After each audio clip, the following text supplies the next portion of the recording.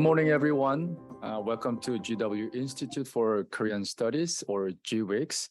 I'm Yeon-ho Kim, Associate Director of GWIX.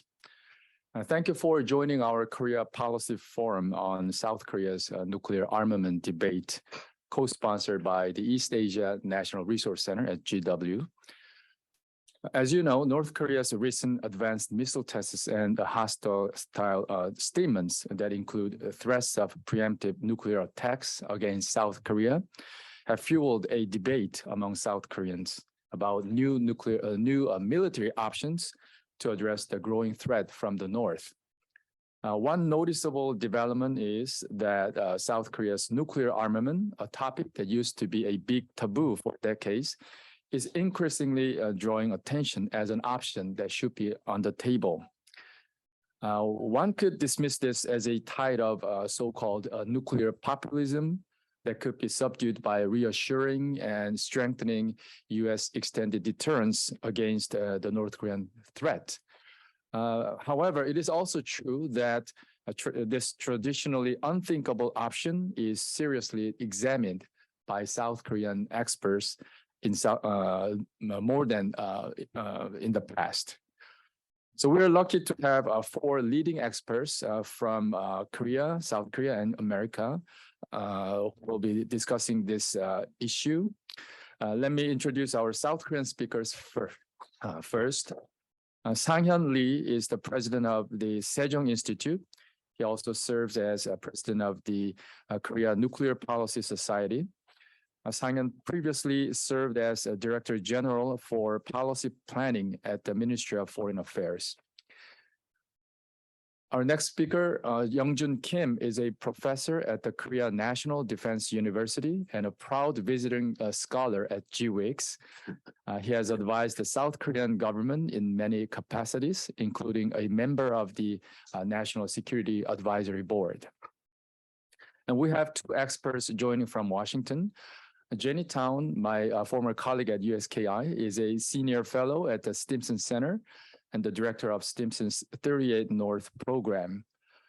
She was named one of Worth Magazine's Groundbreakers 2020, 50 Women Changing the World, and one of Fast Company's Most Creative People in Business in 2019 for her role in co-founding and managing the 38 North website. She must be very proud of what she is doing there.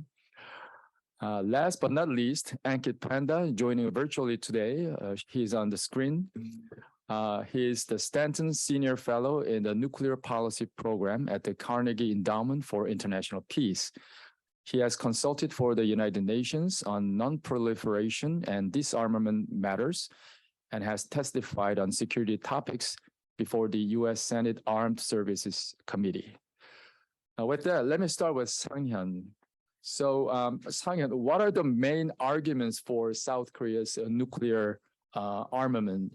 So, why do they think that this, traditionally unthinkable option is thinkable now? Well, thank you, Yeon-ho, for kind introduction, and thank you, GWIX, for hosting today's event. So, why Koreans are concerned about nuclear option these days? A simple fact: North Korea has a nuclear weapon. And the prospect for denuclearizing those Koreas disappearing. So many people are concerned about that. What happens if North Korea indeed use a nuclear weapon on the Korean Peninsula? I think that's a kind of existential threat to South Korea.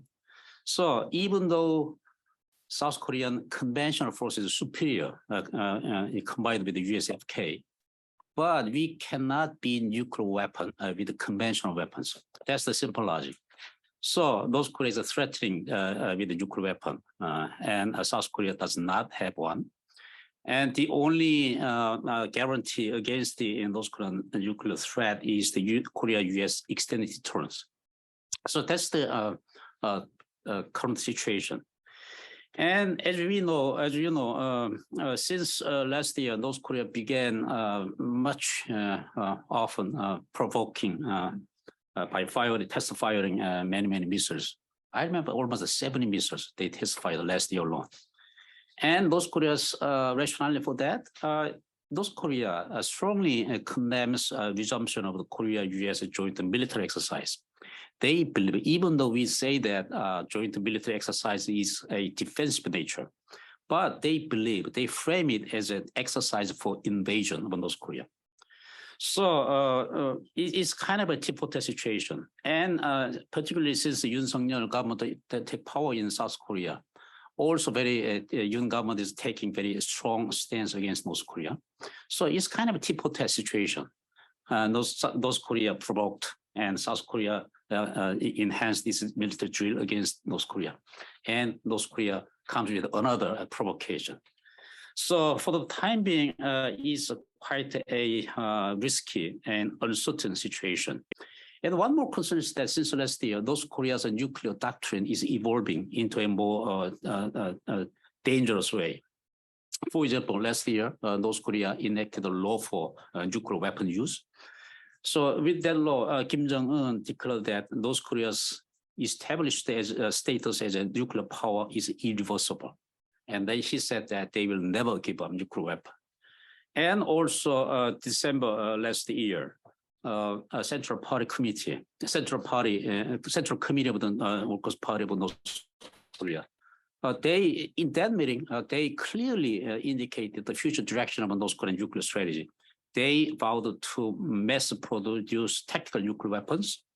And they said that they will exponentially increase nuclear weapon reserve. And they will develop new ICBM to avoid a missile defense of the United States. And even they hint the possibility of a preemptive use of nuclear weapons. So, and also North Korea defined South Korea as a clear enemy.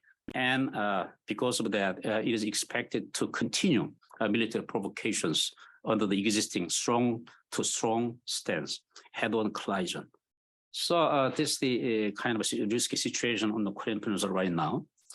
So it may be natural that many Korean people are concerned about security and a nuclear option. The reason for heated debate on nuclear option is just exactly because of that. So currently, what kind of nuclear option South Korea can have? One is the developing its own, independently developing its own nuclear weapon. Second option is the redeploying a US tactical nuclear weapon on the Korean Peninsula. Third option is the sort of a nuclear sharing agreement in NATO style. But as you know, what would happen if South Korea tried to develop its own nuclear weapon? Perhaps the first step may be to withdraw from NPT, then some sanctions may follow. And also many US domestic laws, including Glenn Amendment. Because of that, South Korea will be under heavy disadvantage because of that. Not just that, for example, nuclear supply group will stop providing nuclear fuel for those South Korea's nuclear reactors, 20-something. And also the export of the South Korean nuclear reactor to overseas market will be impossible. And deploying a tactical nuclear weapon again on the Korean territory is like designating a preemptive target for North Korean nuclear missiles. So also South Korea may need to spend much money to secure a storage site. And of course, it will be heavily criticized in South Korean society. And also nuclear sharing agreements may not be the perfect guarantee for South Korean concern, because even though we have a nuclear sharing agreement with the US, it's eventually US president that decides how and when the weapon will be actually used. So given these scenarios, maybe none of these options will be possible in the near future. So because of that, it may be more realistic to enhance extended deterrence and enhance the South Korea's own deterrent capability, including the so-called three-pillar system, like a kill chain and KAMD and KMPR. And so why South Korean people are so concerned about its security? There are many reasons. And maybe one example of that is the last year, Chicago Council on Global Affairs, CCGA, published about the Korean people's public opinion about nuclear weapons. amazingly, more than 70% of South Korean people support its own nuclear weapon. And since the beginning of the North Korean nuclear problem, majority of Korean people already supported that option, but it's quite amazing and alarming to see that more than 70% of Korean people support that option these days. And also, there are some new features according to CCGA analysis. For example, frequently, previously we believed that South Korean people support the nuclear option because we do not trust enough about U.S. extended deterrence. And always there is some possibility that USFK may withdraw from Korean Peninsula. So security concern. But these days, people trust the U.S. extended deterrence, nevertheless support South Korea's own nuclear option. And also, even though there may be some negative impact for South Korea because of the nuclear option, still higher proportion of people support it. So, in a sense, I theorized that South Korean people's support for nuclear options is not just because of North Korean threat. We have to think about China factor as well. And also, since the Ukraine crisis, there are many global uncertainties. And because of that, South Korea made people want more and multiple guarantee of easy security. So one is the nuclear option, the other one is the alliance, and maybe the other, maybe South Korea's own deterrent capabilities. So having said that, still we see there are lots of debate going on in Korean politics. Recently, even President Yoon mentioned about, of course, it was conditional. If situation becomes even worse, then South Korea can consider developing a nuclear weapon or redeploying tactical nuclear weapons. Of course, he stepped back since then and supporting NPT system and the extended deterrence. But nevertheless, unless South Korean people are assured about the effectiveness of the U.S. extended deterrence, that debate will go on. And perhaps we have to guide some acceptable guideline for that debate. So let me stop here. Thank you. Thank you, Sang-Yeon. Sang-Yeon briefly mentioned the domestic aspects of this issue, but I'd like to ask Young-Jun to elaborate on that. How can we compare the current debate with that in the Park Geun-hye administration? We already had this debate during that time, I think right after the fourth nuclear test by North Korea. And it was a very, controversial issue at the time also. So what are the differences? How can we compare? And what are the domestic drivers this time? Yeah, some people say or question why is Korean people so much love nuclear weapons, not just North Korea, but South Korean people love having nuclear weapon is not questionable because we have some kind of simulation complex. Everybody know in history 2000 times invasion by China or Japan or something like that. So I just found some answer to your question: what is difference or similarity between the Park Geun-hye period nuclear weapons debate and today in nuclear weapon debate? So I just found some point that the full future similarity, the nuclear threat is still going there, and at the same time they have now it's a much longer ICBM or much more nuclear warhead. But anyway, nuclear threat is similarity. And second thing is that every conservative government is this kind of debate is popular. Under the Kim Dae-jung, Moon Jae-in, or Roh Moo-hyun at the time in the Korean relations better, and that kind of debate is under the table. But every conservative government is more into Korean relation is tension. Lee Myung-bak, Park Geun-hye, and Yoon Suk-yeol government this kind of debates become popular again and again. and small nation complex, which already say that we want to have a magic solution, not just by foreign troop support, because we have same experiences with North Korea, just 1,000 times of invasion by China and Japan, the other countries. So. And one other thing is a credibility issue. Already, Dr. Lee mentioned about credibility issue, because this is not an American security problem in nature. This is a South Korean problem. So yeah, that doesn't make sense.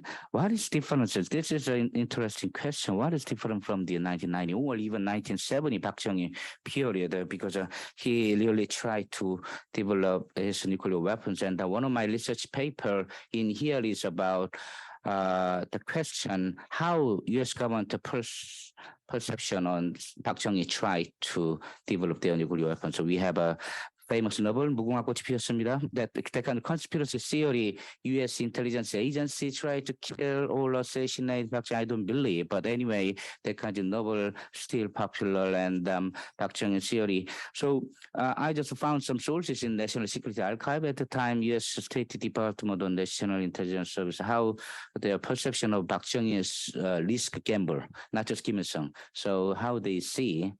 It's not about assassination, but anyway. So one of my position is what is difference anyway? So one big thing is 1990 post-Cold War period anyway. China was a problem at the time, but this is a much bigger challenge against the U.S. and Russian-Ukraine war also that country. So now it's a new Cold War situation at the time, post-Cold War situation. And another thing is the Chinese military and nuclear threat is much bigger than before. So South Korea never mentioned about China as a direct threat, but at the same time, South Korean people already see how much Chinese military will be stronger. That is a fundamental problem, actually. And third thing is a Trump experience. Before Trump, post-Trump, and now to 24. Now, one survey show Biden is much less popular than Trump. And I don't know how much people in this room love Trump, but anyway, Trump still going on and still alive. Is not zombie. So yeah, he'll be next president in 2024, whatever, if he won the election. So we have a Trump memory about what withdrawal or reduction of USFK. So maybe U.S. government want to reduce the military capability in Korean Peninsula. So we need to defend ourselves, not just North Korea. And North Korea is one big thing, China. But anyway, Trump experience made South Korean people fear about their own defense capability. And another thing is liberal experts support this argument. Just like my friend in Dr. Chung Sung-jang under the Sejong Institute. The Sejong Institute is one of the big discourse initiator about South Korean nuclear armament. So in the past, only conservative scholar like that, my also friend, Professor Park Kyurag, or that kind of people always support this kind of argument, not surprisingly. But now it's many liberal, also North Korean experts who very close to Moon Jae-in government also having with a different framework. They want to have a nuclear weapons for what? For nuclear arms control negotiation with North Korea. I don't know it'll be happening or not, but anyway, liberal experts are largely joining this debate as a pro-nuclear weapons argument. So, and another thing is we are now as 10 years later. My friend Jenny and Dr. Lee also expert on nuclear energy, but 1 to 3 agreement is coming now, maybe lead agreement in 10 years. So we want to update 1 to 3 agreement just like level of Japan to the US government, just like including spent fuel management or something like that. So we want to use this kind of argument in developing our negotiation tool to the US government in 10 years, just step by step. We want to have a same level of a Japanese agreement with you. So this will be difference factor. So how can you see a policy implication from kind of this debate? Because everybody know this will be impossible argument to develop South Korean nuclear weapons in the near future. Maybe in hundreds of years it will be possible, but everybody know it will be almost impossible. But our perception on North Korea never give up their nuclear weapons. Now is put in the constitution. Also, we need to focus on one bigger enemy with our ally Japan and US for what? Maybe China. North Korea's problem. The fundamental problem is anyway not Chinese people, but Chinese military threat together. So this kind of perception may be implied for policy implication like this one. From my personal opinion, official opinion is never nuclear weapon, but the ROC US Japan need extended deterrence consultation. Maybe President Yoon will have a similar talk in this year end of April with Joe Biden about this kind of consultation, which is us fully support. And another thing is opposite side, my friend Ankit or Jenny also had the same argument, more pragmatic approach like threat reduction or risk reduction approach, all or nothing approach will be not a solution for North Korean problem. Everybody know now the Joe Biden presidency has not the initiative in solving North Korean problem because there is no funding, especially among think tanks on North Korean study, because China, Russia, and Ukraine war is a bigger issue, and U.S. government has no energy or the motivation in solving North Korean problems. So, me and Toby Dalton or Jenny Town and Adam Mount or Enki Panda is this kind of new generation expert is strong argument. We need to do something rather than all or nothing approach. We need to do strength reduction or even nuclear arms control approach in solving those Korean problem. And another thing is so policy implication from this kind of debate. From my perspective, we need it. And the final thing is that we need to anyway upgrade the 1 to 3 agreement with the U.S. Near future. Similar to level of Japanese agreement with the U.S. government for civil nuclear energy. So that is my perception from nuclear debate, and I'm very happy to get your question or discussion. Thank you. Thank you, Youngjun. I'd like to encourage Youngjun, Jenny, and Ankit, since Youngjun said you're almost on the same page. Today, I'd like to encourage you to be a little bit aggressive against each other for the sake of debate. So, Jenny, let me ask you this question. So let's shift gear to the Washington's point of view. So do we see any changes in the Washington policy circle's views of South Korea's nuclear armament debate? I mean, in the Park Geun-hye administration, no. And down the road, I understand that we have some South Korean visitors in Washington arguing for U.S. redeploying TAC nukes. Otherwise, South Korea will be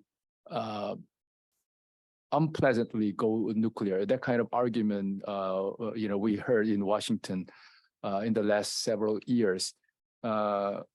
So now, do you see any changes in Washington policy circle, or is the same kind of fatigue we're witnessing? I hate the term Korea fatigue, but it's true. These days, it's North Korea fatigue.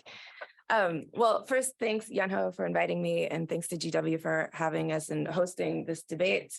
I'm not sure it is actually a debate, but I do hope to bring in some different perspectives here.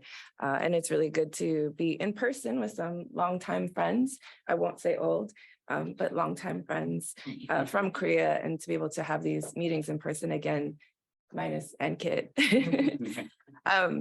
But, as Yanho mentioned, this issue about, South Korea having a burgeoning ambition to have nuclear weapons is certainly not new. It's something that we've heard for a very long time. And I remember even as far back as 2014, at the Carnegie Nuclear Conference here in DC, Chung Mong-jun, former National Assembly member, former presidential candidate at the time, he had just started the Asan Institute of Policy Studies, was invited as a speaker.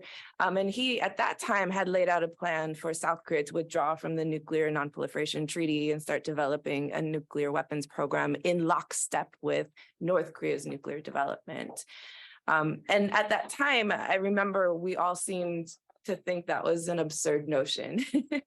It was overwhelmingly condemned at the conference, both in terms of the necessity of South Korea doing this, as well as the feasibility of them doing it.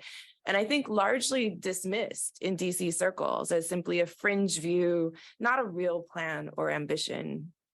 But that debate didn't go away in South Korea. And although it did take a little while to gain momentum and to evolve from a fringe view into a more mainstream discussion, it certainly has gained a lot of support, especially in the past 5 years or so, as North Korea's capabilities have continued to grow. And as the broader security environment in Northeast Asia becomes more tense. So I think, one of the biggest changes I see in DC is that, those of us in Korea policy circles, we've been watching this debate grow in popularity and frequency and have engaged in that discourse largely in closed door settings, trying to better understand the underlying motives and what the South Koreans think that this would accomplish if they were able to do this. And so the common assumption for those who were paying attention was that there was this growing assurance problem, that if we can just find the right mix of hardware and operational plans to reinforce, the faith and confidence in extended deterrence, that the nuclear weapons ambition would fade away. But for those in the non-proliferation community and for those who don't live, eat, breathe Korea policy like some of us do, I don't think they necessarily recognize the growing support for nuclear weapons in South Korea as a serious ambition. Maybe more of a political tactic to try and get more from the US, or even a potential coercive tool for discussions with China to try and compel Beijing to cooperate with the US and allies in North Korea, or else, this is one of the things that could go wrong in the region. But if you don't do more to help us solve the issue for China, then the consequences would be a nuclearized South Korea. But I think even within those threats, there was little belief in Washington that Seoul would actually go through with it, that this was more than just a political talking point. But, this debate has definitely grown inside South Korea in mainstream circles. And now that it's been brought up at the presidential level, whether that was intentional or not, I think finally Washington and the rest of the world is paying more attention to this issue and not just dismissing it as a political ploy. Certainly, there is plenty of public polling in South Korea to show that the South Korean public is amenable to going nuclear. But they also still have an overwhelmingly positive view of the alliance with the United States, with US forces Korea, and it's specifically high confidence the US would come to South Korea's defense in case of an attack on South Korea. So this means it's not just an assurance problem, but there's something else going on here that's more serious. Dr. Lee did talk about some of the rationale. Young-Jun added to that. But I think in public polling in South Korea, when asked for the public, not just the policy community, about what some of the motivations are for wanting nuclear weapons, the number one reason was not North Korea. It was China, a growing threat from China. The number two reason was prestige. And then the number three reason was North Korea. So while, North Korea is sort of the easy way to understand the debates, and it's sort of the most obvious reason for why South Korea would want nuclear weapons, it isn't the whole story. And so, this idea that finding the right mix of hardware, increasing consultation on, nuclear planning, nuclear policy, and training to boost confidence and extended deterrence, although in policy circles, there certainly is a demand for all of those things. And I think there's growing recognition inside the US government that we need to be doing more of that, and especially the consultation and some transparency and visibility into the decision-making process of how the US decides to use nuclear weapons or not use nuclear weapons. But But there's also now a growing sense that this isn't an either or situation. It isn't either the alliance and strong extended deterrence or South Korea has nuclear weapons, but it's growing into a both. South Korea wants nuclear weapons because South Korea wants nuclear weapons. So the question is why? And I think in the US government, especially in the majority of the policy community here in Washington, are unequivocally against the idea, pushing for the adherence to the nonproliferation norms and concerned with how crisis escalation and stability could be negatively impacted by more nuclear weapons and more nuclear armed actors as a whole. But I do think there's also a new level of willingness to better understand what's driving that ambition and a recognition that we need to navigate this issue of proliferation among allies, something that we haven't faced in decades, very carefully. Are we really willing to end the alliance if South Korea either openly starts building the blocks of a nuclear weapons program?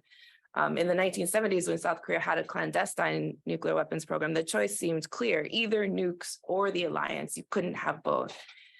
But in 2023, amid great power competition, and while the US is actively building new bases in the Indo-Pacific region, there's more at stake for the US in having the alliance. It isn't just South Korea that's benefiting from it. But both as part of the rules-based world order and for the base positioning in the Indo-Pacific as well. So, the what's at stake means that the choices that we have before us aren't as black and white as they used to be. And at the same time, I do think in Washington and especially in policy circles, there is a growing empathy for the security dilemma that South Korea faces with a nuclear-armed North Korean threat. That has a doctrine that includes preemptive and early use of nuclear weapons and is not above engaging in nuclear blackmail. And so because of this, I do think the US is treading carefully on this issue so far, leaving little ambiguity in the stance of leaving some ambiguity in our stance, although emphasizing the nuclear nonproliferation regime. I do think, because of this, in ways to try and dissuade South Korea from this decision, there is a growing discussion about what kind of punitive measures might be used if South Korea were to make this decision or start to take the steps without openly committing to that end goal. And the emphasis would be on how it would affect South Korea's global reputation. But I think there's also now a growing discussion trying to veer a little bit away from the punitive side because it is our allies, and it isn't as easy to really employ some of the same tactics that we would with more adversarial partners. But there's also a growing discussion now of what some of the trade-offs South Korea would face if they were to make this decision, and especially to South Korea's nuclear energy industry. South Korea is dependent on the import of fissile material for its reactor fuel. And the problems it could cause for the supply chain side of the equation, such as South Korea's ability to build, large reactor hulls, things like that, and sell them, to the broader nuclear energy, nuclear suppliers group. All of this could be in jeopardy. As well as their ability to export reactor technologies to other countries. And so these are all very vibrant parts of South Korea's economy, South Korea's economic infrastructure, and South Korea's economic interests in the future. But the bottom line here is, whether we're talking the punitive side or certainly the trade-off side of the equation, is that I think Washington really is waking up to how serious this issue has become. And, certainly in the short term, South Korea has not made a decision on this issue. This is still a debate, and certainly, and most likely a decision won't be made anytime soon. But the ambition is growing, and in a strategic dialogue a bilateral strategic dialogue that I hosted last year, it was pretty obvious, though, that there were also stronger views among younger generation scholars that wanted nuclear weapons, their own nuclear weapons. Valuing command and control. So it's not just about having weapons closer to the peninsula, but it's having the control of the use or non-use and not being dependent on someone else to make that decision. So, creating visibility into the decision-making process may help kick the can down the road a little bit, But it's, again, not going to resolve the issue. And especially if we do get another Trumpian-like approach, in a presidential level to alliances in general. So this issue is here to stay, and it's something that will continue to be debated as long as we have the worsening security situation in Northeast Asia, a growing belief that only nuclear weapons deter the use of nuclear weapons, and the lack of transparency into and the lack of voice into a decision-making process and how nuclear weapons are decided use. And so while some in Washington, and I think Youngjun alluded to this, see some of this as a political messaging talk and may see some positive sign of South Korea wanting and owning more of their own, a bigger role in their own defenses, as well as a bigger role in the region. I think the more traditional view is that the ambition really needs to be discouraged, which will take some actual initiative to do. We can't just sit back and assume that traditional non-proliferation norms will carry our water. Thank you. Ankit, thank you for your patience. Let me ask you one last question about South Korea's deteriorating security environment. Obviously, this whole debate, and arguments for South Korea's going nuclear is understandable in a way from the U.S. point of view, although, if not acceptable, because again, it's about South Korean people's growing perception of deteriorating security environment. And I understand at the beginning, some people pointed out that there might be some perception in South Korea that we have a kind of gap of sense of urgency between Seoul and Washington in terms of how we're going to address the growing nuclear threat from North Korea. So how should the U.S. practically address the deteriorating security environment for South Korea?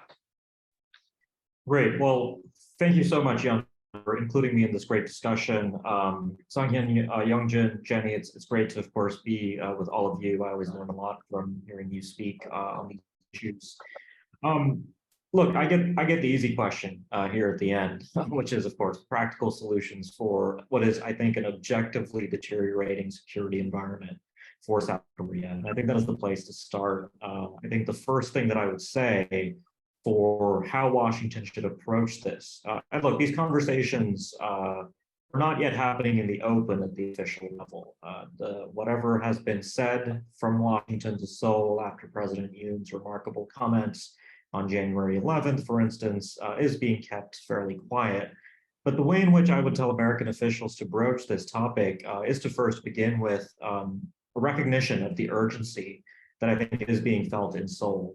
North Korea is openly demonstrating exercises, carrying out exercises regularly of units that it describes as tactical nuclear operations units, with targets clearly pinpointed on the Korean Peninsula. That deserves not only urgency in Seoul, of course, there is tremendous urgency, but also in Washington. And in my view, I'm not seeing the level of urgency on this issue that I think is warranted, especially given the debates that are now underway in Seoul. So I think the first thing here is for the U.S. to really indicate to our friends and allies in Seoul that we recognize that this is no longer business as usual. And some of this is happening. I think Secretary Austin's recent visit manifested in a fairly positive outcome where he, I think, clearly indicated in no uncertain terms that the U.S. is beginning to come to terms with this. But I think, Jenny mentioned the term Korea fatigue earlier. I do think that perception needs to be handled head on. One example I would give actually, and this is something I'm in the process of working on, is I think the U.S. should actually be much more forthright with the intelligence it shares with South Korea and Japan about what the U.S. observes about North Korean missile activities. This was, of course, something that the three leaders of the U.S., Japan, and ROK agreed to in their joint statement in November in Cambodia.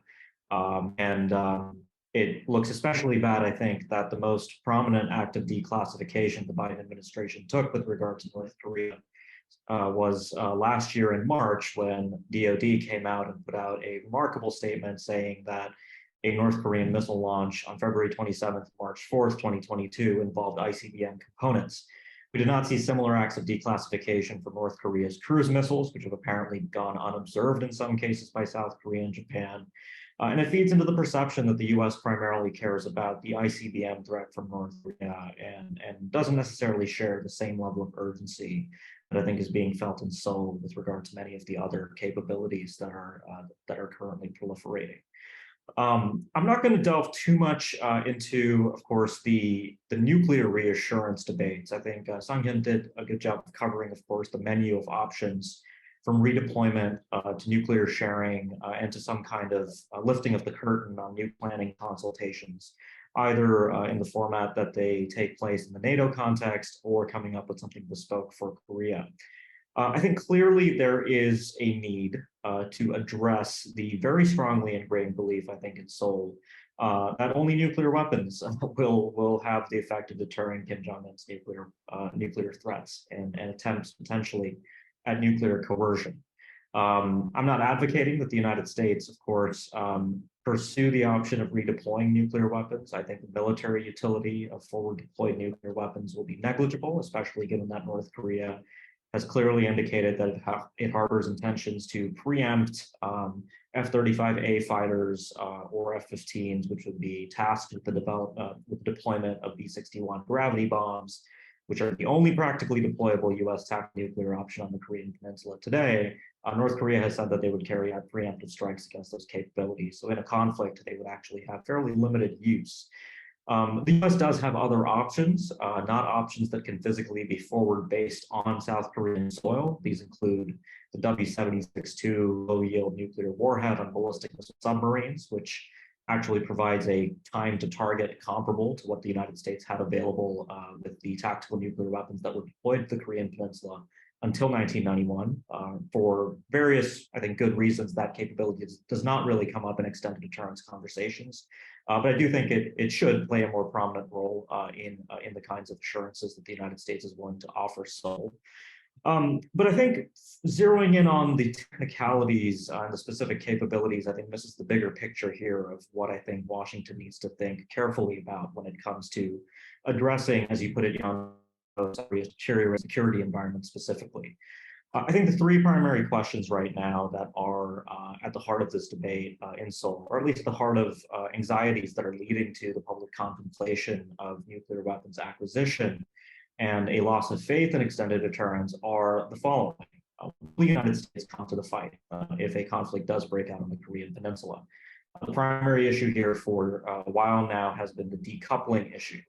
I have a somewhat controversial view on this, which is that somewhat, I wouldn't say paradoxically, but somewhat perversely, I think North Korea's development of tactical nuclear weapons will actually attenuate the decoupling challenge for the United States and South Korea. And I'll explain why. The options, the limited nuclear use options that will credibly become available to North Korea, for instance, the deployment of low-yield warheads against strictly military targets, will actually force the United States and South Korea to make a very difficult choice in sort of retaliating. If North Korea were to, for instance, use a tactical nuclear weapon against a South Korean warship or a military base with fairly limited effects on South Korea's civilian population, that of course would be the most terrible day in Northeast Asia since August 1945, but it would force the President of the United States and President of the Republic of Korea to take a fateful decision on what to do next. And right now, our declared policy is that we would pursue the change of the regime in Pyongyang. I don't think that that's necessarily credible, given that Kim Jong-un would certainly have the ability to continue to escalate with nuclear options if the United States and South Korea were to escalate together. So the option there actually would be for the two countries to then, I think, fight side by side to retaliate in a proportionate way. I think there is a need to back off from the kinds of regime-ending threats that we are currently making and practice a bit more calculated ambiguity in that regard with regard to Pyongyang specifically. The second question, I think, is right now, will the United States use nuclear weapons? weapons. And here I think there's a need for greater exchange. I think the recent tabletop exercise is a step in the right direction here, but I think South Korea needs greater understanding of the conditions under which the United States would resort to nuclear weapons. There is an intangible quality here that Sang-hyun alluded to, which is that only the president of the United States has the authority to make a decision, and nobody can really, this comes up in alliance extended deterrence conversations all the time. When a question is asked, would the United States use nuclear weapons under conditions X, Y, or Z? And it's practically impossible for bureaucrats, political appointees, and career bureaucrats alike to answer that question on behalf of the President of the United States. And here I think there is a need to have a consultative mechanism between POTROC and POTUS. This is not a new idea. This has been something that has been mooted for a while now, long before this debate came out into the open. And I think it would be incredibly appropriate for the two countries to announce something, if not a mechanism, because I don't think there's time to really come up with a mechanism, but at least an intention to publicly move in this direction when President Yoon comes to Washington to commemorate the 70th anniversary of the alliance. And the final question, which I think is actually the most important, is will the capabilities that the alliance can bring to bear, along with the United States, be sufficient? And the prescription I have here is for the alliance to focus specifically on that can be based on the Korean Peninsula that are non-nuclear. And so this would include, of course, strike capabilities, hardening command and control, investing in active and passive defenses, active defenses being missile defenses, passive defenses being dispersal, hardening, ensuring that cyber capabilities are robust and resilient, making sure that intelligence, surveillance, and reconnaissance capabilities can be shared and operationally nimble in a variety of contingencies. The alliance is already taking efforts in this area, but I think this is where further work will need to be done. Look, I'm just going to close with the obvious point that I think many Americans just feel obliged to make in conversations on extended deterrence in the current environment, which is we'll acknowledge that the security environment is deteriorating, and as a result, there is a greater premium on reassurance in Seoul than there might have been otherwise if we hadn't potentially seen some of these developments in the aftermath of, let's say, the Hanoi summit back in 2019. But the fact of the matter does remain that South Korea will fundamentally be impossible to completely reassure of the United States commitment. That is a point that comes up quite a bit, but I think it's important in the context of these debates. The other thing here is that the nature of the North Korean problem, Youngjun referenced arms control, risk reduction. I think there is a need to reconceptualize the nature of the problem. Our policies continue to remain primarily concerned with North Korea's possession of nuclear weapons. That is what a continued commitment to denuclearization as our desired policy end state indicates to North Korea and, of course, to our allies. Moving towards an approach that fundamentally acknowledges that the scenario we are trying to avert, the scenario we are trying to deter, is large-scale war on the Korean Peninsula, specifically large-scale war that is now very likely to result in nuclear use by North Korea. I think that has to be the onus of what the United States and South Korea agree is necessary. There also just needs to be a frank alignment between the two sides on what North Korean actions are deterrable, can be deterred. And I think I'll stop there, and I'm just looking forward to the discussion. Thanks again, Yana, for accommodating me virtually. I'm sorry I can't be with you in person. Thank you, Ankit. Before we start the roundtable discussion, let me remind the virtual attendees that the Q&A box on your screen is already open. So when you type in your question, please make sure to identify your name and also your affiliation. So let me open it up for a roundtable discussion. If you have any comments to make or any questions for other speakers. Well, because asked the panel to be a little more provocative, let me temporarily switch to the position of the supporting South Korean nuclear army. So in Korea, about 10 years ago, the term nuclear sovereignty was quite popular. So I think the term sovereignty is a quite a strong emotional word. So many people believe that when we have a sovereignty, a nation can decide whatever it wants for its, when it think is necessary. So nuclear weapon, nuclear energy reprocessing, enrichment, it's all part of the nuclear sovereignty. But reality is much more complicated than emotional, self-amusing word. So people in Korea who support the South Korean nuclear arming, their logic runs like this, including you mentioned about my colleague Jung Sung-jang and many people in Korea argues like this. Okay, the simple fact, North Korea's denuclearization is impossible. And sometimes alliance is not always trustworthy. So it's quite shaky. So if you see the long history of the Korea-US alliance, sometimes the alliance is strong, sometimes it is weak. And how can you trust the US extended trust always? So because of that, eventually South Korea can defend itself by its own nuclear weapon. That's the basic logic. Okay, then is it possible for South Korea to develop nuclear weapon?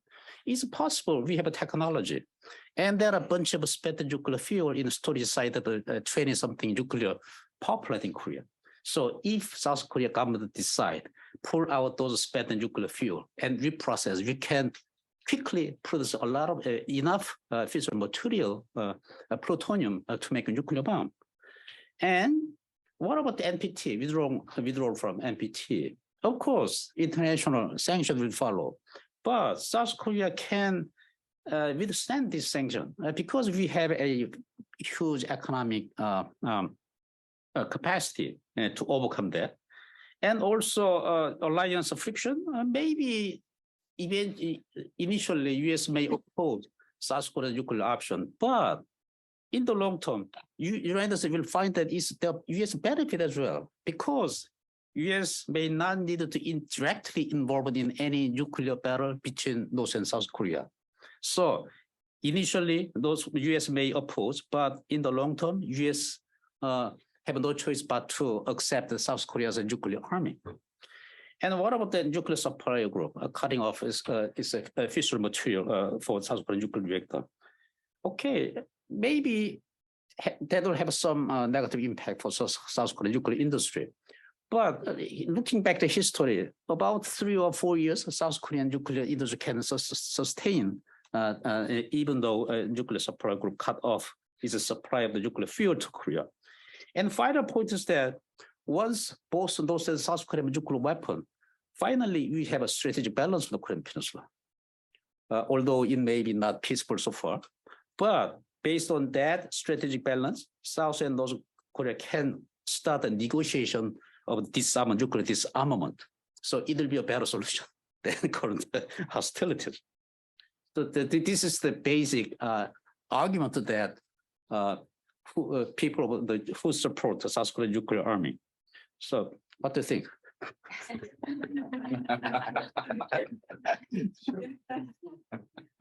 Does that make sense? I get where you're going.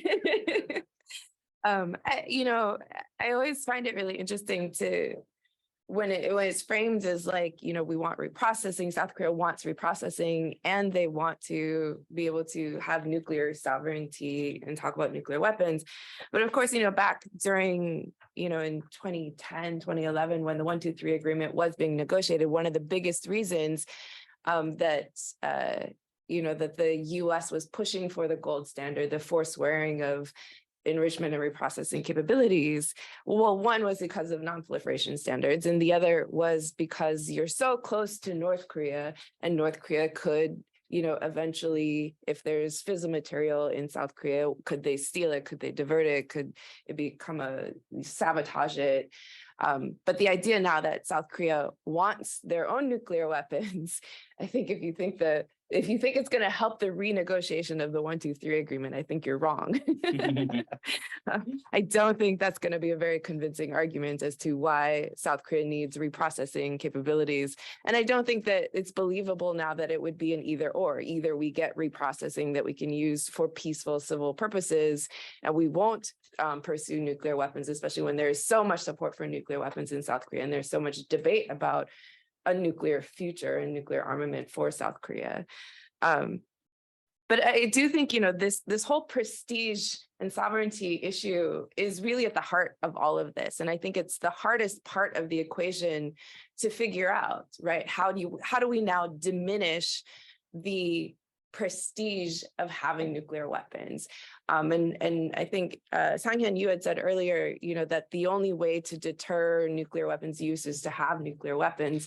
And I think that's also not really true. Like there can be conventional responses, and there can be enough conventional responses to deter the use of nuclear weapons, knowing that the cost of use is still going to be incredibly high.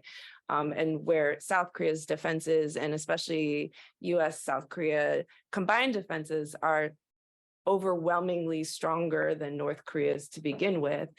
And certainly that's worked so far for 70 years to deter actual aggression, active aggression. And whether or not having nuclear parity with North Korea would actually improve the security situation, because you would have balance and it would lead to arms control, nuclear arms control discussions. That's one potential outcome. But it is not a set path, and it's not a deterministic path. And it is, again, one where suddenly now we have more actors that have the potential for nuclear use. And with, making then every potential skirmish along the DMZ, every potential, incident in the region, that much more risky to evolve into something that could be catastrophic, not only for Korea, but for the world. Yanho, can I jump in here real quick? Yes. Please go ahead. Great. Yeah, just to add, I mean, I'm glad Sang-Hyun has brought the spirit of a real debate to this panel, because I think many of the things he of course mentioned are at the heart of this debate. But just to add a little bit to what Jenny said, I mean, just on the point of a strategic balance. So I actually happen to be joining this call remotely from India, of places. And I've been giving a lot of thought in the Korean Peninsula context to the strategic balance that one might say exists between, let's say, India and Pakistan. And it just so happens that Pakistan and North Korea do share quite a few similarities when it comes to their nuclear strategy. Of course, Pakistan has long deployed tactical nuclear weapons to lower the nuclear threshold. And far from promoting arms control or meaningful risk reduction or negotiated forms of strategic stability, we've instead seen a delicate balance between India and Pakistan, who have, of course, come to the brink of war, and in fact fought a war in 1999 after both sides broke out as nuclear powers. So I think just to foot stomp Jenny's point that the path to a strategic balance is very much not assured in a context like this.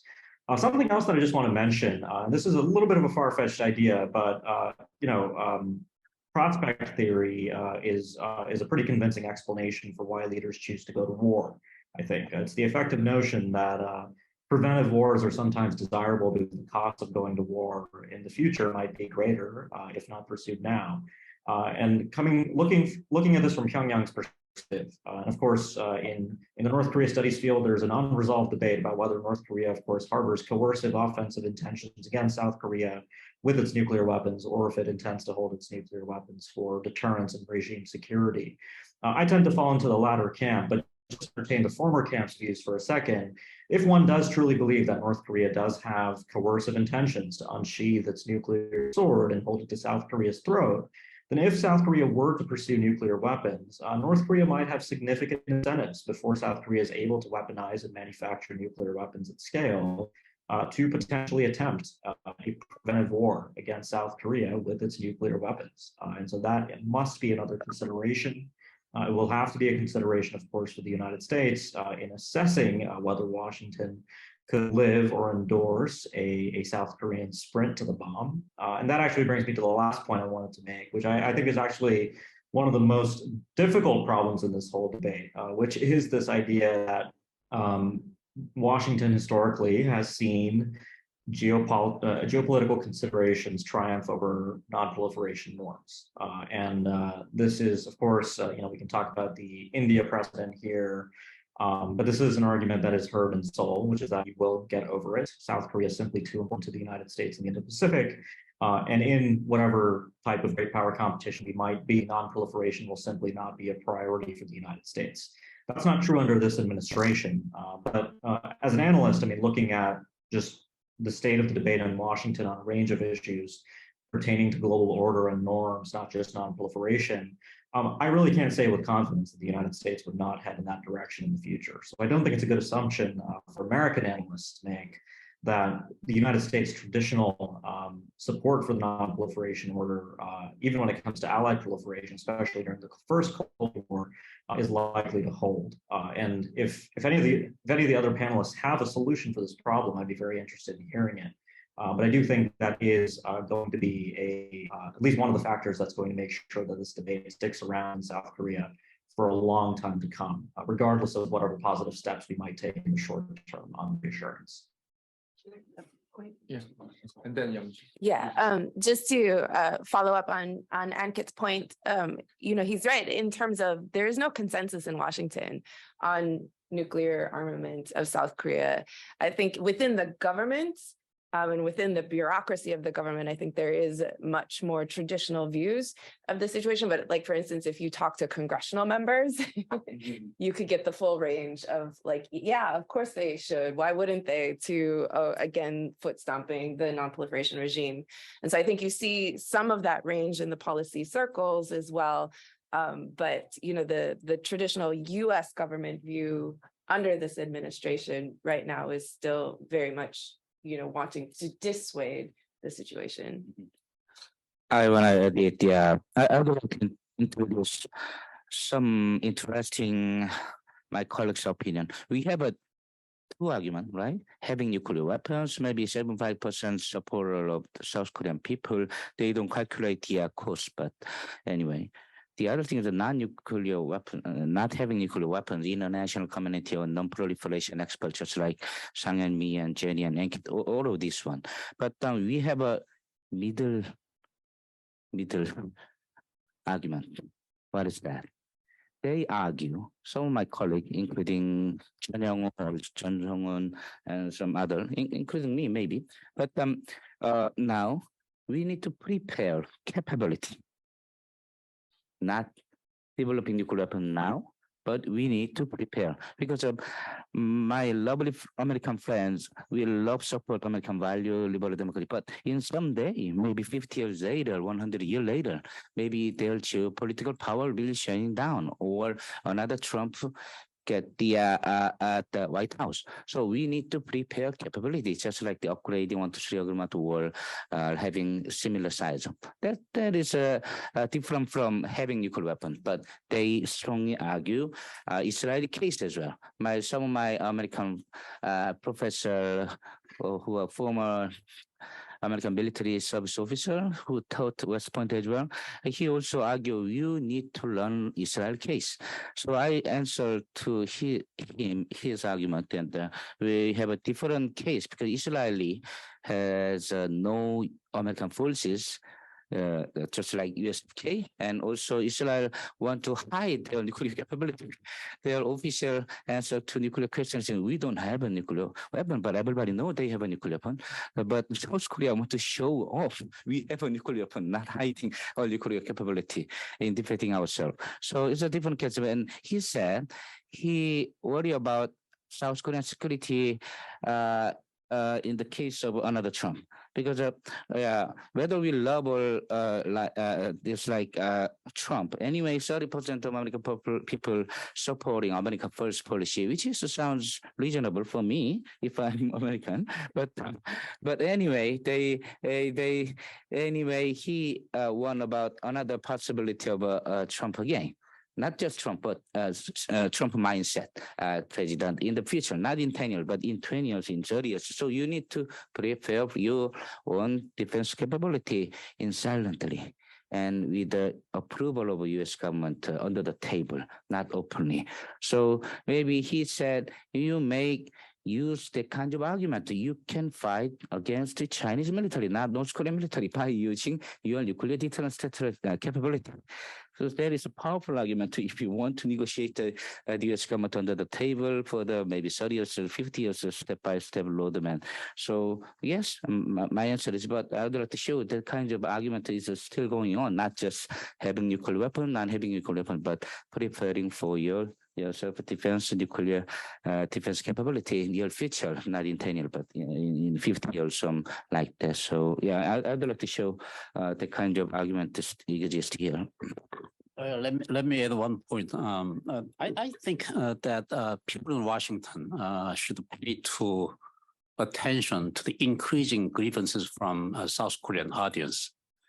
Nuclear, the so-called nuclear latency, acquiring sensitive technology, enrichment and reprocessing, it has been quite a long aspiration from Korean people. So we do not make a nuclear weapon, but instead we would like to enhance our use of nuclear energy. And in order to run nuclear reactors, we need nuclear fuel, okay? In order to get nuclear fuel, we need to reprocess and enrich. Okay, that's so simple. And even though we do not support a nuclear weapon, but still US is not very positive about South Korea acquiring that sensitive technology. So perhaps you remember that for the past 10 years, US and Korea jointly worked on spent nuclear fuel cycle during the study. After 10 years, what's the conclusion? Nothing, yeah. So US government position is not clear, but one thing is certain that US government does not fully support the South Korea's acquiring that sensitive technology. That's one part of the grievances. And also what US is doing these days, for example, IRA Act, and many unfriendly legislature against the Korean economy. So if US government is not addressing those issues promptly and seriously, the grievances from Korean audience will is increasing in the future. So I think that's the one issue that Washington must pay attention. Thank you. Before we open it up for Q&A, I'd like to ask the speakers briefly focus on the domestic aspects of this whole issue, especially the polling results. I think the speakers indicated that there might be some accuracy issue because when it comes to nuclear sovereignty, you have a very strong emotional elements there. And when you're answering to the questions, you may not be answering based on your objective assessment of the whole situation, right? And also, the respondents may not be, provided the whole costs that South Korea should go through when Korea decide to go nuclear, right? So, again, I wonder if there's any debate on the accuracy of polling results on this specific topic. I had a conference of South Korean nuclear weapon, not just this year, but 2 years ago, maybe with the Moon Jong-in and Lee Sang-yeon and other non-proliferation expert. At the time, Kim Ji-yoon. So actually, she was a public opinion expert. So she made the question, two types of question. One is, do you want to have a nuclear weapon? Very simple. Everybody, yes, why not? We want it. Another question is, do you want a nuclear weapon? But if your son or daughter lose your job because of NPT regime, sanction, everything, and maybe your electricity bill will be 10 times more than you pay. So still, do you want to have a nuclear weapon? No. So the question sample is maybe, I don't know, Choi Jong-han Haksuron or Chicago Council report is just simple question. If you want to, do you want to have a nuclear weapons? That is not right question. But if you add your cost and benefit, okay, having nuclear weapon, your son or daughter may lose your job because of the economic recession or something like that. South Korean people definitely not choose having nuclear weapons. So I think we need to carefully looking at that question, simple or including cost your family have to pay. So that will be our dilemma that in question. Iron. I mean, yeah, there's definitely discrepancies among polls. So, you've cited the Chicago Council, Gallup polls. I know that there's an Asan Institute study done last year where they asked the questions, do you support South Korea having a nuclear weapon? And over 70% said yes. Would you support this if it came with sanctions and other costs? And it was still about 65% said yes. So I think there is a sort of discussion starting even in the polling about what the potential cost to South Korea would be. And I think people are starting to think about that. But I don't think it's gotten into a very serious discussion yet. And I don't think people have really quite fully internalized what that is yet. And I think even in Washington, we're still trying to figure out what that would be, because again, it's not as black and white as it used to be. Well, I agree. Because if you look at the actual questionnaire, most of the questions are quite straightforward. Do you support or not? Something like that. And I couldn't confirm as Chicago Council's actual questionnaire, but I would say that most of those public survey ask something about nuclear weapon, but it does not ask about do you aware of the cost, okay, of the South Korean nuclear option. So in that sense, I'm not fully understand whether or not respondents fully understand the negative impact of the South Korean nuclear option. So perhaps that's the part that we have to discuss in the future more about those issues.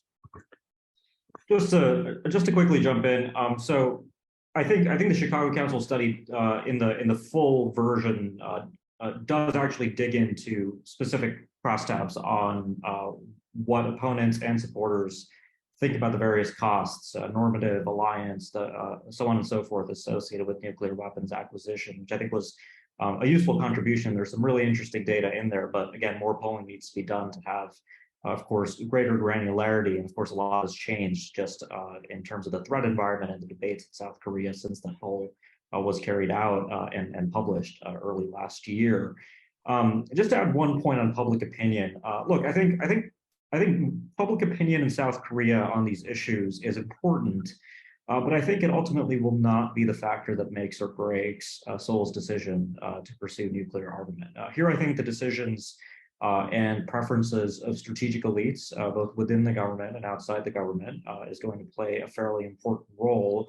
The way in which I conceive of public opinion in sort of shaping South Korea's decision eventually on whether to go down this path will be that it provides fertile soil to plant the seeds of nuclear proliferation effectively. It creates the enabling conditions where any political leader, be it President Yoon or a potential successor, will understand that if they do take this choice, it will be, at least on first glance, popular with the public and perhaps uncontroversial for those reasons. But of course, as Youngjun reminds us, in practice, when the consequences might be felt, things could change quite quickly. It's easy to reason about these things in hypotheticals, but I think it's important to be clear about the role that I think public opinion will ultimately end up playing in proliferation. I don't think there'll be a national referendum in South Korea, for instance, on a decision to pursue a nuclear weapon, or at least I hope not, but who knows? Can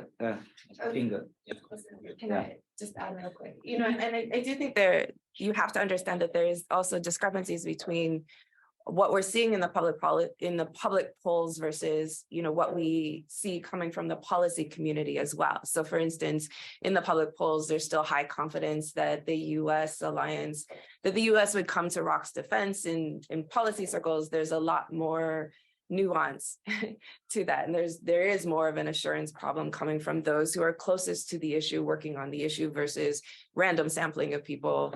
It'd be like asking everyone in the US, do you think we should have nuclear weapons? And the majority of people will probably answer the question, but coming from no base of knowledge on what that actually means. And the one other question is, when we have a kind of debate, reintroduction tactical nuclear weapons or something like that, nuclear sharing or something like that. I know, and I suggest the one other forgotten factor, because even when you talk about SMR, small nuclear reactor, that's a good idea. Well, why not? But the problem is nobody wants to SMR next to their house. So non-nuclear power plant, but even small one. How about your car? How about your village? How about you living Mokdong apartment have a SMR? No, it's housing price. So how about tackle nuclear weapons or nuclear weapons next to your house? Osan, I don't know, Pyeongtaek, Busan, Daejeon, Nonsan, nobody want it. So there's a lot of protest against the local community. It's an everyday life issue, not just nuclear weapons is not in the sky. So yeah, we need to consider about it as well. Yeah, like where would you test a nuclear weapon in South Korea?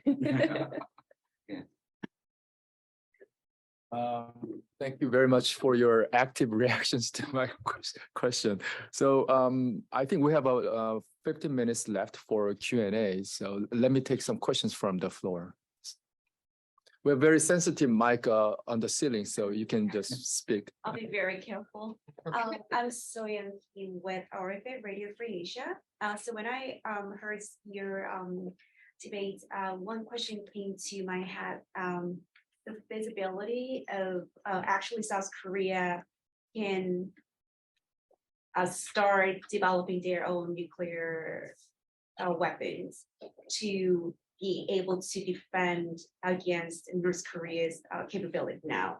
I understand this is not a simple question, but like you mentioned, everyone touched a little bit about it. Like, I think it's a very complicated process anyways, like test sites, maybe safety guidance, and producing some nuclear material, like everything. So do you think South Korea actually has the capability to be fully like defend against North Korea's threats? And also, around when do you think, if South Korea actually decides to start and then takes on like developing own nuclear program, when do you think they will be at the kind of same level for the actual like proper deterrence level? Thank you. Okay, sure. Well, if you think that one of the most important job of the government is guarantee nation's survival, security first, and somehow we have to think. I will also say that South Korea can develop its own nuclear weapon when the situation is the worst case scenario. But we did some more elaboration. What's the worst case? For example, Korea-US alliance is broken, and North Korea has much more nuclear missiles and directly threatening South Korean security. For example, on the west coast island, Yeonpyeong, Pyongyang, one of their missiles landed. Many people were killed. And internationally, South Korea maybe somehow isolated and not much help from international community. So if that happens, South Korea have no choice but to develop its own nuclear weapon. So it's feasible theoretically, but as you mentioned, the process will be much more complicated. So at least several complicated stuff must South Korea pass through. NPT is the one issue. NSG, also South Korea's reputation as a non-nuclear weapon state. Okay, so is the South Korean government and people are ready to sacrifice all of those, okay, in order to make its own nuclear weapon? So I would say it's not that time yet. Okay. There is an article on 38 North written by Sig Hecker that addresses this issue of like the technical feasibility of it. What would it take? And not just, to build a bomb, but to actually build an arsenal, a workable arsenal that would be comparable to what North Korea has. And it's a long and involved process. I don't think we can give you predictions of dates, like if they started on this date, they'd be done by this date, because it would really depend on how many resources they put into it, how much cooperation they get in the process. And and a lot of different factors along the way, how much pushback they get, like if they do try and test a nuclear weapon somewhere in South Korean territory. All of those kinds of considerations will add time into that development timeline. But as of right now, South Korea doesn't have the fissile material it needs. Like it can't just start building bombs, right? Like it would be a long and involved technical process that it's certainly capable of doing, but it wouldn't be an easy thing to do. Yeah, I wanna Ankit, you first. Yeah. Oh, just really quickly. The one thing to really emphasize is that delivery systems will not be a problem for South Korea.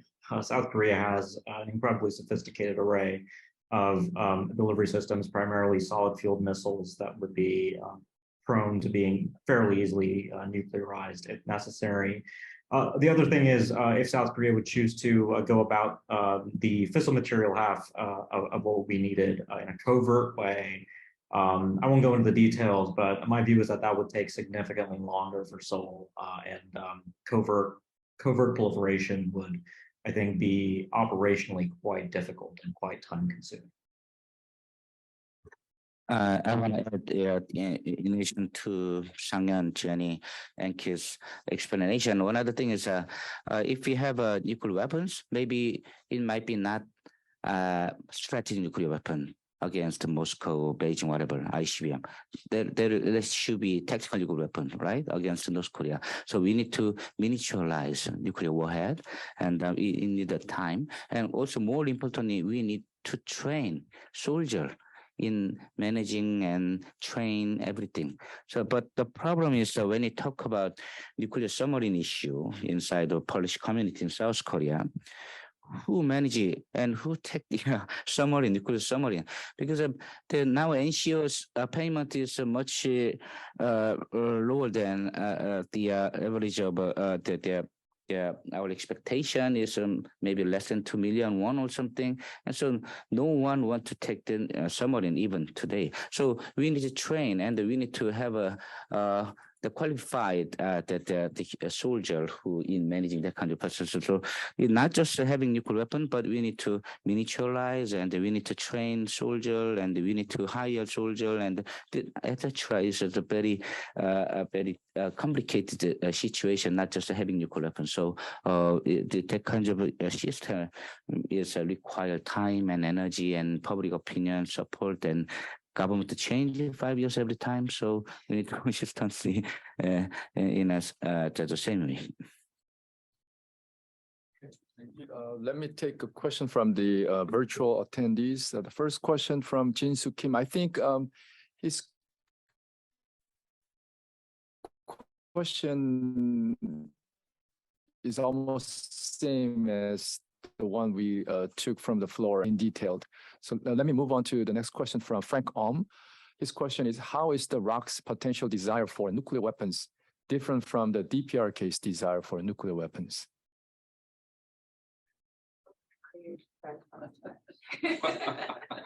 So what is different? Well, let me just really quickly offer a thought on that. I think North Korea's reasonings for having nuclear weapons are well defined and clear, in my view, in a way that I don't think it is in South Korea at the moment. I think there are, as we've just seen in this panel and heard on this panel, there are a variety of rationales for why South Korea would need nuclear weapons. You hear military operational arguments that South Korea will need nuclear weapons to hold certain deeply buried North Korean targets at risk that it cannot hold at risk with conventional weapons. You hear retributive arguments that if North Korea were to ever use nuclear weapons, South Korea would want the ability to inflict terrible punishment on North Korea with nuclear weapons that cannot be done with conventional weapons. And of course, as we've also heard, prestige and other considerations. So I think there's an array of options. In North Korea, some of those options, I would actually say all of those options that I just mentioned are at play as well. But I think the North Korean regime case for pursuing nuclear weapons fundamentally hinges on existential insurance for the regime, effectively against regime change. And my perspective on the difference between North Korea and South Korea, similarity is a simulation complex and etc. And difference is North Korea choose self-defense capability we call juche ideology, right? And nuclear weapons are not just against the US or Iraq and imperialism, blah, blah, but also against we don't want foreign troops in my territory because of from the Korean experience. There is no single combined exercise between PLA and KPA. This is a huge question, but Kim's regime choose no combined exercise with the PLA. Never, never, never. Because of juche ideology also against Beijing in minimizing Beijing influence over the North Korea because of pro-Chinese faction. Political rival is always a rival against Kim's regime. So North Korea want to have a nuclear weapon, firstly, security and domestic political region, and thirdly, minimizing Chinese influence. So South Korea is similar. We choose definitely alliance, not self-defense capability. But we have a fear about the as I said, the Trump or the decrease of American power in this regional blah, blah, blah. So it's a similar, but quite different from the approach because our top priority always alliance, not nuclear weapon, but the several factor impact on South Korea and the fear of the alliances weakening. Any question from the floor? My name is Guy Aragoni. I'm about 3 years removed from government service. I'm here because Dr. Lee's here. And he's a longtime friend. The discussion started with reference to South Korea public opinion. And it's been pointed out that maybe it's just fertile soil, but things grow in fertile soil. Almost all of the responses have been things that would happen behind closed doors. Changes in consultation methods, development of South Korea's capabilities, military capabilities that would all depend upon things that the public doesn't see. What's possible public diplomacy, public and transparent issues or actions should either the South Korean government or the US government take to address the fertile soil? Let me respond to your question. Well, last year in Korea-US SCM Security Consultative Meeting, they exactly pointed that South Korea, Seoul, and Washington will enhance consultation process, and they will enhance the joint planning and execution of the nuclear deterrence. So the key challenge is how can they more visibly and institutionalize those part, consultation and joint planning and execution. So far, one of the easy option is that South Korea government asked to the US to the deployment of the so-called strategic assets, B1B, B-52, or something like that. But as Young-jun mentioned, if that kind of a strategic asset can have some effect in the initial stage, but if it is repeated too often, its effect may go down. That's the simple fact. And also, currently, U.S. Seoul and Washington is running multiple consultation mechanism like a EDSCG, Extended Deterrence Security Strategy Consultation Group. So the real challenge is that, how can you make that kind of a mechanism more institutionalized? For example, can you make a standing committee? A regular meeting once a month, for example. So that's the kind of issue, challenge that both Seoul and Washington should work on in the future. Yeah, I agree with Sang-hyun. I think a lot of it, there is, like I said, a recognition inside U.S. government that we have to do more, and that we have to have more serious consultations, more serious discussions about the nuclear decision-making process itself, about the ramifications of actually using nuclear weapons and the kinds of conversations that we have, for instance, with NATO in the nuclear planning group. But part of it is also, in terms of getting to the public part, is how do we convey that then to the public? And I think we've been really bad at strategic communications about the consultation process, about where we are as an alliance.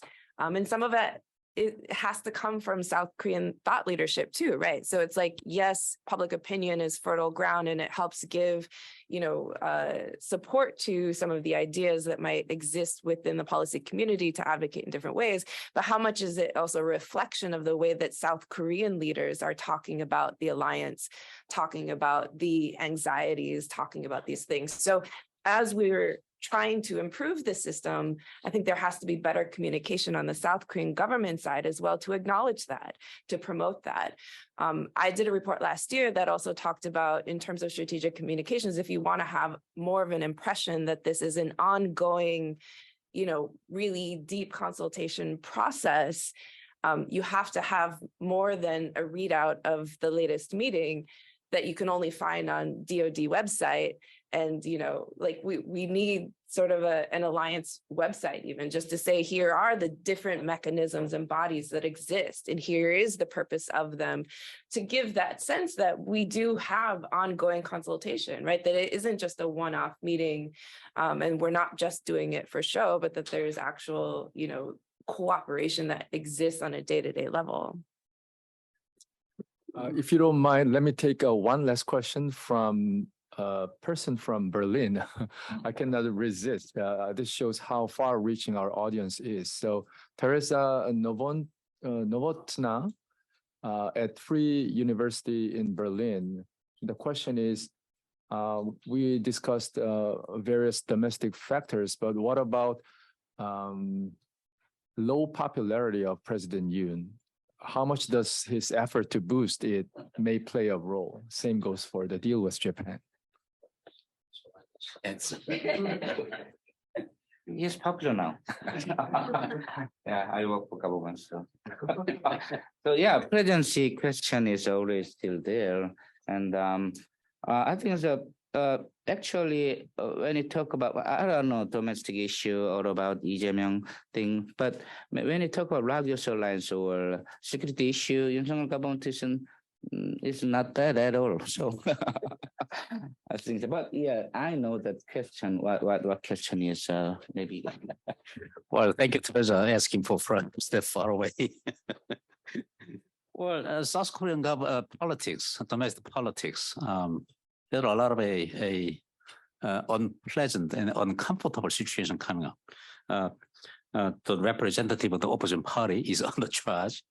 And also, even among conservative, Yoon's popularity is a little more being criticized these days. There are many reasons. For example, in almost every key position, he appointed people from prosecutor's office. That's one. Of course, I don't want to say that the prosecutors are not able group, but nevertheless, in South Korean politics, we believe that something is not quite right. Sometimes our democracy is under a little bit backsliding, in other words. And of course, that's the part of the role of the presidents and leadership, that how can people happy with the democracy and happy with the leadership. And because of that, there are some concern that this government should do better than now. And of course, I do not want to claim that Yoon government is not very good.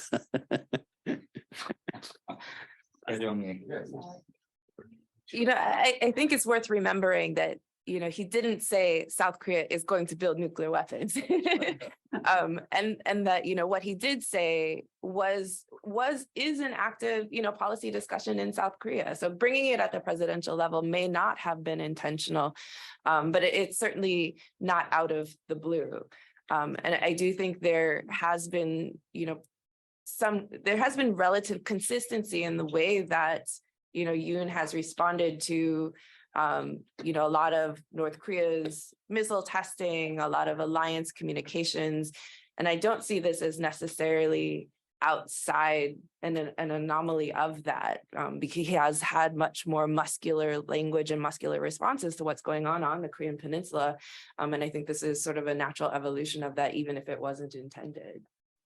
So I'm not sure it was used for political purposes for his domestic approval ratings, but like I said, I don't think it's out of character for who he's been so far.